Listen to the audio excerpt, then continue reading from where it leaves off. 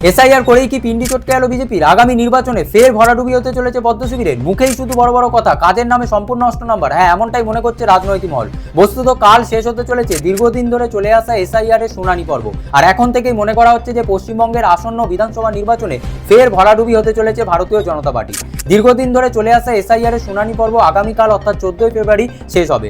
বস্তুত সুপ্রিম কোর্টের নির্দেশ মতো 7 থেকে বাড়িয়ে 14ই ফেব্রুয়ারি পর্যন্ত শুনানি পর্ব করা হয়েছিল এবং আগামী 28শে ফেব্রুয়ারি প্রকাশিত হতে চলেছে সেই ফাইনাল ভোটার তালিকা, যার অপেক্ষায় ছিল পশ্চিমবঙ্গের সাধারণ মানুষ। এবং সেখান থেকেই বোঝা যাবে কাদের নাম থাকবে এবং কাদের নাম থাকবে না। অর্থাৎ দীর্ঘদিন ধরে চলে আসা যে সিনেমা, তার ক্লাইম্যাক্স হতে চলেছে 28শে ফেব্রুয়ারি, কারণ সেই দিনকেই প্রকাশিত হবে ফাইনাল ভোটার লিস্ট। আর এই আবহেই মনে করা হচ্ছে কার্যত আগামী নির্বাচনে পর্যদুস্ত হতে চলেছে ভারতীয় জনতা পার্টি। নির্বাচনের আগেই অনেক নেতাই বিজেপি ছেড়ে তৃণমূলে যোগ দিচ্ছে।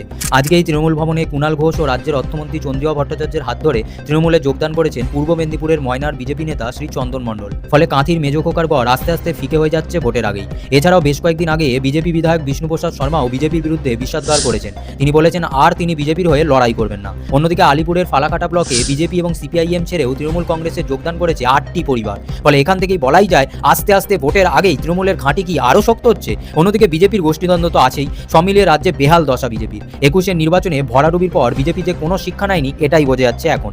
এসআইআর শুনানিতে বাংলার বহু মানুষ নাজেহাল অবস্থার শিকার হয়েছে। দূর দূরান্ত থেকে ছুটে আসতে হয়েছে মানুষকে। নামের বানানের ভুল, ছোটখাটো কারণের জন্য কাগজপত্র নিয়ে এদিক থেকে সেদিক ঘুরে বেরিয়েছে বাংলার সাধারণ মানুষ। ফলে খুব স্বাভাবিকভাবেই এই গোটা পরিস্থিতি বিজেপির জন্য যে খুব একটা সুখকর হবে না এটা বলাই যায়। বিজেপির প্রতি মতুয়াদেরও ক্ষোভ এখন চরমে। এই সময় অনলাইন থেকে প্রাপ্ত সূত্র অনুযায়ী বনগাঁর মতুয়াগড়ে প্রায় 1,20,000 মানুষের শুনানির জন্য ডাক পড়েছিল, কিন্তু শুনানিতে হাজির হয়েছে মাত্র 60,000 মানুষ।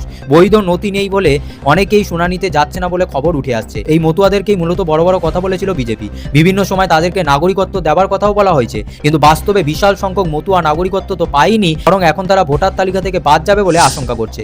বিজেপি সাংসদ শান্তনু ঠাকুরের কাছে এই বিষয়ে জানতে চাওয়া হলে তিনি জানিয়েছিলেন ইলেকশন কমিশনের কাছে জবাব চাইবে। কোন কারণে আমার কাছে আসবে তারা জবাব চাইতে? ইলেকশন কমিশনের কাছে জবাব চাইবে, আমার কাছে জবাব চাইতে আসবে। কোন কোন কোন কারণে মতুয়ারা? আমি কি মতুয়াদের বাদ দিচ্ছি? কে বাদ দিচ্ছে? আর এখান থেকেই তো প্রশ্ন উঠবে, যে মতুয়াদের কাছ থেকে তিনি এতদিন ধরে ভোট প্রার্থনা করেছিলেন, আজকে তাদের সমস্যার সমাধানই করতে চাইছেন না তিনি। প্রধানমন্ত্রী নরেন্দ্র মোদী যখন এসেছিলেন তখন তিনি তার কাছে কি মতুয়াদের সমস্যার সমাধানের কথা তুলে ধরেছিলেন? তিনি কি তাদের বক্তব্য অর্থাৎ মতুয়াদের বক্তব্য কি তুলে ধরেছিলেন? যখন তারা ভোটের সময় প্রচার করছিল, মতুয়াদের কাছ থেকে ভোট প্রার্থনা করছিল, তখন তাদের এইরকম ঔদ্ধত্যপূর্ণ মানসিকতা কোথায় ছিল?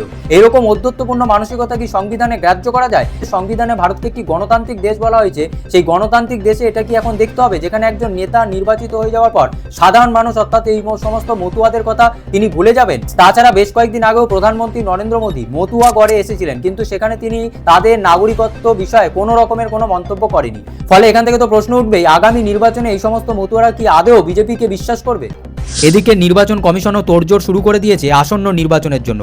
বিভিন্ন সূত্র মারফত খবর পাওয়া যাচ্ছে যে 2 দফায় বাংলার ভোট হতে চলেছে। তৃণমূল কংগ্রেস একের পর এক জনদরদি প্রকল্পের ঘোষণাও করে দিয়েছে। ইতিমধ্যে লক্ষ্মীর ভাণ্ডারে বাড়তি টাকা ব্যাংকে পৌঁছেও গেছে। মূলত এসআইআর ইস্যুতে তৃণমূল কংগ্রেসই এ রাজ্যে বলা ভালো গোটা ভারতে সবচেয়ে কার্যকরী বিরোধী দল হিসাবে নিজেদের প্রতিষ্ঠা করেছে। আর এই সুবিধা তারা যে আগামী নির্বাচনে ভরপুর পাবে এটাই স্বাভাবিক। তাহলে আপনার কি মনে হয় আগামী নির্বাচনে ফের বিজেপির ভরাডুবি হবে? শুভেন্দু অধিকারীর 177টি আসন অধরাই থেকে যাবে? নিচে আপনাদের মতামত অবশ্যই জানান।